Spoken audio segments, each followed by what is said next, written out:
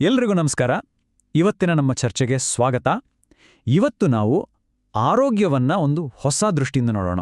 ಬರೀ ವ್ಯಾಯಾಮ ಅಷ್ಟೇ ಅಲ್ಲ, ಒಂದು ಸಂಪೂರ್ಣ ಯೋಗಕ್ಷೇಮಕ್ಕೆ ಬೇಕಾದ ನೀಲನಕ್ಷೆ ಅಂದರೆ ಬ್ಲೂ ಪ್ರಿಂಟ್ ಹೇಗಿರಬೇಕು ಅಂತ ನೋಡೋಣ. ಸರಿ, ಹಾಗಾದ್ರೆ ನೇರವಾಗಿ ವಿಷಯಕ್ಕೆ ಬರೋಣ. ನಮ್ಮಲ್ಲಿ ಎಷ್ಟೋ ಜನರಿಗೆ ಕಾಡೋ ಒಂದು ಪ್ರಶ್ನೆ ಇದೆ. ಯಾಕೆ ನಾವು ತುಂಬಾನೇ ಹುಮ್ಮಸ್ಸಿನಿಂದ ಶುರು ಮಾಡಿದ ಫಿಟ್ನೆಸ್ ಜರ್ನಿ ಮಧ್ಯದಲ್ಲೇ ನಿಂತೋಗುತ್ತೆ? ಯಾಕೆ ಫೇಲ್ ಆಗುತ್ತೆ? ಅದಕ್ಕೆ ಕಾರಣ ಚಾಲ ಸರಳ. ಯಾಕಂದ್ರೆ ನಾವು ಫಿಟ್ನೆಸ್ ಅನ್ನೋ ಒಂದು ದೊಡ್ಡ ಚಿತ್ರದ ಸಣ್ಣ ಭಾಗದ ಮೇಲೆ ಮಾತ್ರ ಗಮನ ಕೊಡ್ತೀವಿ. ಒಂದು ಗಟ್ಟಿ ಅಡಿಪಾಯ ಹಾಕೋದನ್ನೇ ಮರೆತುಬಿಡ್ತೀವಿ. ಹೀಗಾದಾಗ ಇಡೀ ಪ್ಲಾನ್ ಕುಸಿದೋಗೋದು ಸಹಜ ಅಲ್ವಾ? ಹಾಗಾದ್ರೆ ಬನ್ನಿ, ನಮ್ಮ ಈ ಯೋಗಕ್ಷೇಮದ ನೀಲನಕ್ಷೆಯ ಮೊದಲ ಪಿಲ್ಲರ್ ಅಂದ್ರೆ ಮೊದಲ ಸ್ತಂಭ ಯಾವುದು ಅಂತ ನೋಡೋಣ. ಇದು ನಮ್ಮ ದೈಹಿಕ ಚಟುವಟಿಕೆ ಜೊತೆಗಿನ ಸಂಬಂಧವನ್ನೇ ಬದಲಾಯಿಸುವಂಥದ್ದು. ಇಲ್ಲಿ ನಾವು ಅರ್ಥ ಮಾಡ್ಕೊಳ್ಬೇಕಾದ ಮುಖ್ಯವಾದ ವಿಷಯ ಏನಂದ್ರೆ, ಮಾಡಿದ್ರೆ ಪೂರ್ತಿ ಮಾಡಬೇಕು, ಇಲ್ಲ ಅಂದ್ರೆ ಬಿಡಬೇಕು ಅನ್ನೋ ಮನಸ್ಥಿತಿಯಿಂದ ಹೊರಗೆ ಬರೋದು. ಒಂದೇ ದಿನ ಸಿಕ್ಕಾಪಟ್ಟೆ ಕಷ್ಟಪಟ್ಟು ವ್ಯಾಯಾಮ ಮಾಡಿ ಆಮೇಲೆ ಸುಸ್ತಾಗಿ ಬಿಡ್ಬಿಡೋದಕ್ಕಿಂತ ಪ್ರತಿದಿನ ಸ್ವಲ್ಪ ಸ್ವಲ್ಪನೇ ಖುಷಿಯಿಂದ ಮಾಡೋ ಚಟುವಟಿಕೆ ಇದೆಯಲ್ಲ, ಅದು ಹೆಚ್ಚು ಪರಿಣಾಮಕಾರಿ. ನೋಡಿ, ಈ ಮಾತು ಎಷ್ಟು ಸತ್ಯ ಅಲ್ವಾ? ನಮಗೆ ಖುಷಿ ಕೊಡುವ ಚಟುವಟಿಕೆನೇ ನಾವು ಮುಂದುವರ್ಸೋಕೆ ಸಾಧ್ಯ. ದ್ವೇಷಿಸ್ಕೊಂಡು ಮಾಡುವ ಯಾವ ಕೆಲಸವೂ ಹೆಚ್ಚು ದಿನ ಉಳಿಯಲ್ಲ. ಅದು ಡ್ಯಾನ್ಸ್ ಆಗಿರ್ಬೋದು, ಹೈಕಿಂಗ್ ಆಗಿರ್ಬೋದು, ಅಥವಾ ಈಜು, ಯಾವುದು ಇಷ್ಟವಾಗುತ್ತೋ ಅದನ್ನೇ ಆಯ್ಕೆ ಮಾಡ್ಕೊಳ್ಬೇಕು.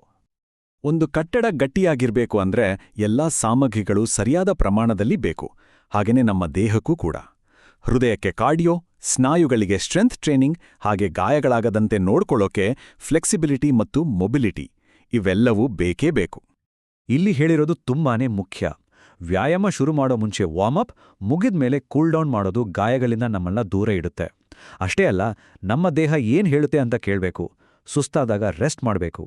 ನೆನ್ಪಿಡಿ, ರೆಸ್ಟ್ ಡೇ ಅಂದ್ರೆ ನಾವು ವೀಕ್ ಅಂತ ಅಲ್ಲ, ನಮ್ಮ ದೇಹ ರಿಪೇರ್ ಆಗ್ತಿದೆ ಅಂತ ಅರ್ಥ. ಸರಿ, ಮೊದಲ ಸ್ತಂಭ ಆಯ್ತು. ಈಗ ಎರಡನೇ ಸ್ತಂಭದ ಕಡೆ ಹೋಗೋಣ. ನಮ್ಮ ದೇಹ ಅನ್ನೋ ಈ ವ್ಯವಸ್ಥೆ ಓಡೋಕ್ಬೇಕಾದ ಇಂಧನ ಯಾವುದು? ಅದೇ ನಾವು ತಿನ್ನೋ ಆಹಾರ. ಇದು ಕೂಡ ಅಷ್ಟೇ ಮುಖ್ಯ. ಬುದ್ಧಿವಂತ ಇಂಧನ ಅಂದ್ರೆ ಬೇರೇನೂ ಅಲ್ಲ, ಆದಷ್ಟು ನ್ಯಾಚುರಲ್ ಆಗಿರೋ ಆಹಾರ ಸೇವಿಸೋದು. ಅಂದ್ರೆ ಪ್ಯಾಕ್ ಮಾಡಿ ಹೆಚ್ಚು ಪ್ರೊಸೆಸ್ ಮಾಡಿರದ ಆಹಾರಗಳು, ಉದಾಹರಣೆಗೆ ಹಣ್ಣುಗಳು, ತರಕಾರಿಗಳು, ಧಾನ್ಯಗಳು. ಇವು ನಮ್ಮ ದೇಹಕ್ಕೆ ಬೇಕಾದ ಪೋಷಕಾಂಶಗಳನ್ನ ನೇರವಾಗಿ ಕೊಡುತ್ತೆ. ಈ 3 ಅಂಶಗಳು ನಮ್ಮ ಆರೋಗ್ಯದ ಬಿಲ್ಡಿಂಗ್ ಬ್ಲಾಕ್ಸ್ ಇದ್ದಾಗೆ. ನಮ್ಮ ಮಸಲ್ಸ್ ರಿಪೇರ್ ಆಗೋಕೆ ಪ್ರೋಟೀನ್ ಬೇಕು, ಮೆದುಳು ಚುರುಕಾಗಿರಲು ಆರೋಗ್ಯಕರ ಕೊಬ್ಬು ಬೇಕು, ಹಾಗೆ ನಮ್ಮ ದೇಹದ ಎಲ್ಲಾ ಕೆಲಸಗಳು ಸರಿಯಾಗಿ ನಡೆಯೋಕೆ ನೀರು ಅತೀ ಅವಶ್ಯಕ. ಇವು 3 ಇಲ್ದೆ ಒಂದು ಸದೃಢ ದೇಹವನ್ನ ಕಲ್ಪಿಸಿಕೊಳ್ಳೋಕೆ ಸಾಧ್ಯವೇ ಇಲ್ಲ.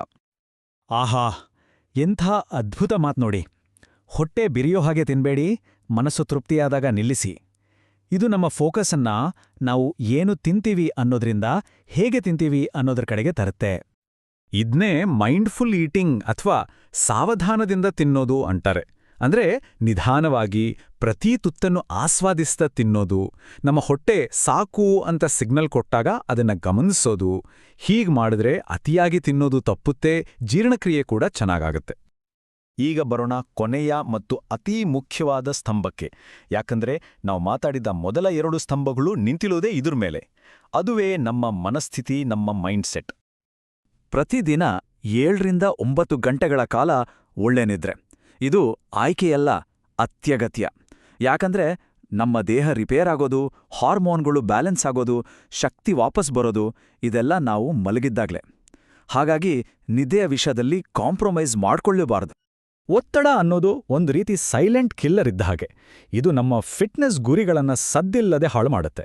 ಹಾಗಾಗಿ ಧ್ಯಾನ, ಹವ್ಯಾಸಗಳು ಅಥವಾ ಇಷ್ಟವಾದ ಕೆಲಸಗಳ ಮೂಲಕ ಸ್ಟ್ರೆಸ್ ಮ್ಯಾನೇಜ್ ಮಾಡೋದು ತುಂಬಾನೇ ಮುಖ್ಯ. ನೋಡಿ, ಫಿಟ್ನೆಸ್ ಅನ್ನೋದು 2 ಮಿನಿಟ್ ನೂಡಲ್ಸ್ ಥರ ಅಲ್ಲ. ಅದು ಒಂದು ದೊಡ್ಡ ಮನೆ ಕಟ್ಟಿದ ಹಾಗೆ. ಅದಕ್ಕೆ ಸಮಯ ಬೇಕು, ತಾಳ್ಮೆ ಬೇಕು. ಮೊದಲ ದಿನ ಇಟ್ಟ ಮೊದಲ ಹೆಜ್ಜೆಯಿಂದ ಶುರುವಾಗಿ, ಅಭ್ಯಾಸವಾಗಿ, ಬದಲಾವಣೆ ಕಂಡು, ಕೊನೆಗೆ ಅದು ನಮ್ಮ ಜೀವನ ಶೈಲಿಯೇ ಆಗಿಬಿಡುತ್ತೆ. ದಾರಿಯಲ್ಲಿ ಸಿಗುವ ಸಣ್ಣ ಸಣ್ಣ ಗೆಲುವುಗಳನ್ನ ಆಚರಿಸ್ತಾ ಮುಂದೆ ಸಾಗಬೇಕು. ಹಾಗಾದ್ರೆ ಈ 3 ಗಟ್ಟಿಯಾದ ಸ್ತಂಭಗಳನ್ನ ಇಟ್ಕೊಂಡು ನಮ್ಮದೇ ಆದ ಒಂದು ವೈಯಕ್ತಿಕ ಯೋಗಕ್ಷೇಮದ ನೀಲನಕ್ಷೆಯನ್ನ ಪರ್ಸನಲ್ ಬ್ಲೂ ಪ್ರಿಂಟ್ ಅನ್ನ ಹೇಗೆ ತಯಾರಿಸ್ಕೊಳ್ಳೋದು?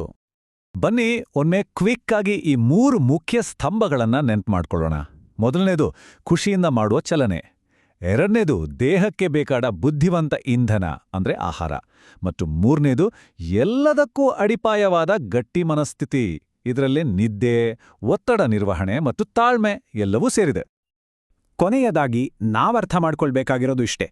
ಒಂದು ಆರೋಗ್ಯಕರ ಜೀವನ ಕಟ್ಟೋದು ಅಂದ್ರೆ ಒಂದೇ ದಿನದಲ್ಲಿ ದೊಡ್ಡ ಪರ್ವತ ಹತ್ತಿದ ಹಾಗಲ್ಲ. ಬದಲಿಗೆ ಪ್ರತಿದಿನ ಒಂದೊಂದು ಇಟ್ಟಿಗೆಯನ್ನ ಜೋಡಿಸಿ ಒಂದು ದೊಡ್ಡ ಗೋಡೆ ಕಟ್ಟಿದ ಹಾಗೆ. ಹಾಗಾದ್ರೆ ನಿಮ್ಮ ಸದೃಢ ಭವಿಷ್ಯದ ಅಡಿಪಾಯಕ್ಕೆ ಇವತ್ತು ನೀವಿಡುತ್ತಿರುವ ಆ ಮೊದಲ ಸಣ್ಣ ಇಟ್ಟಿಗೆ ಯಾವುದು?